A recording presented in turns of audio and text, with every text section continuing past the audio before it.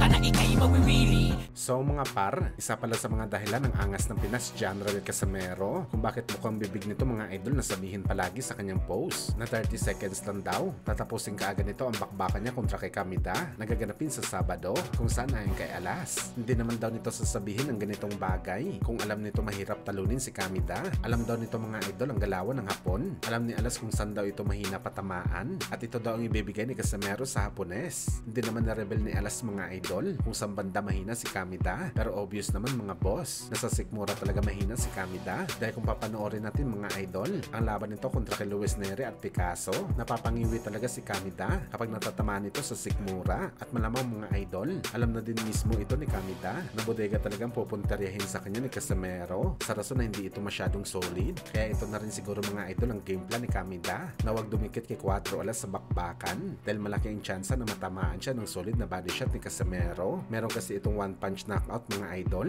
Isang suntok lang baka matapos ang laban. Unlike sa laban nito kay Luis Neri at Picasso na kahit nabugbog si Kamida, kaya nito dalhin ang lakas ng mga Meksikano. At sa update naman po mga idol kay Kamida, lumapag na po ito sa Kyrgyzstan. 4 na araw bago ang laban nito kay Casimero. Pero si Alas mga idol, tuloy-tuloy pa rin ang ensayo at pagbawas ng timbang.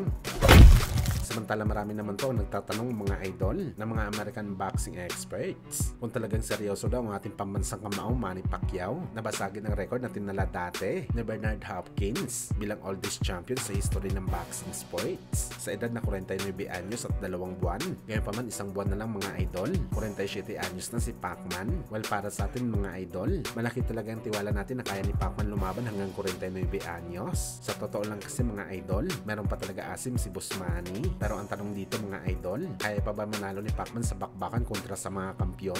Hindi naman kasi tayo tangik mga idol para sabihin na easy fight lang ito para kay Pacman. Dahil ang totoo mga idol, hindi na. Masyadong mga bata at malalaki ang kalaban ni Pacman para maghintay pa ito ng 2 taon at lumaban sa mga kampyon. Hindi naman natin sabihin na maliit si Boss Manny, pero magkaibang sitwasyon nila mga idol ni Bernard Hopkins. Si Hopkins mga idol, 2 division na ang pinaglabanan nito sa boxing sports. Kaya hindi masyado bugbog ang katawan nito. Si Pacman simula ng flyweight hanggang 154 pounds. Marami na malalaking fighter na kinalaban si Pacman, kaya masasabi natin mga boss, nagamit na talagang katawan nito sa bakbakan.